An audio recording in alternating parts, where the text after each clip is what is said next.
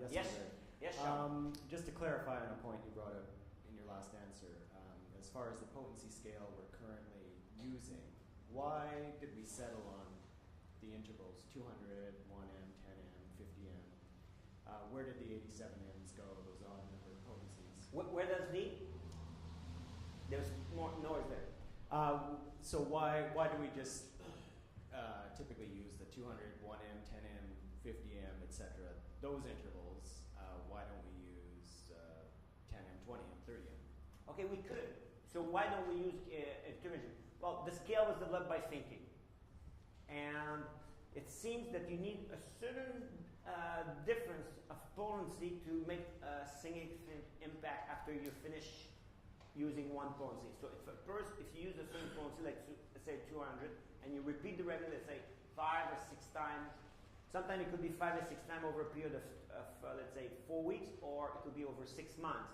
But after 5 or 6 doses or more or less, the person will lose the sensitivity. There's a factor here of time and a factor of number of time repetition.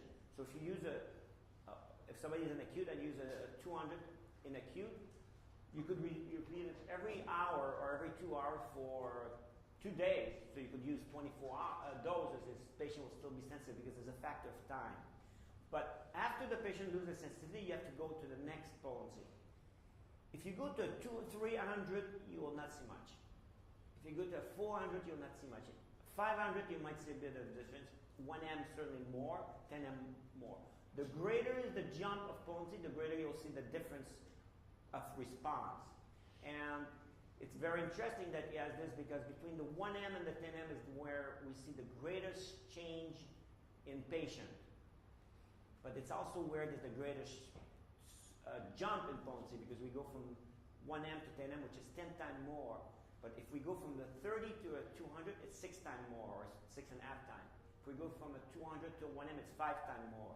A 10M to a 50M is only 5 times. 50M to CM is only 2 times more. CM to DM is 5 times. DM to MM is 2 times.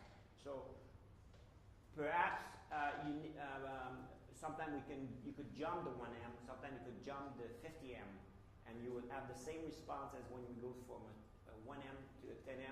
So you could go from 200 to 10M and have a good response. Particularly if you use the 200D. It seems to have a bit more power because of the power that was used in the patient than the 200C or ordinary 200C. You have to remember, when I did Bork and Tafel in 86 and they were doing a 200C, they were doing a 200C. They're doing the C potency, they were going like this. That was a succussion at Bork and Tafel. There's 2, boom, boom. And then they'll take a drop going like this.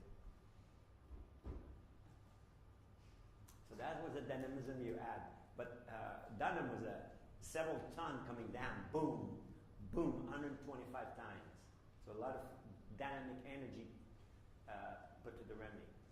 Very good.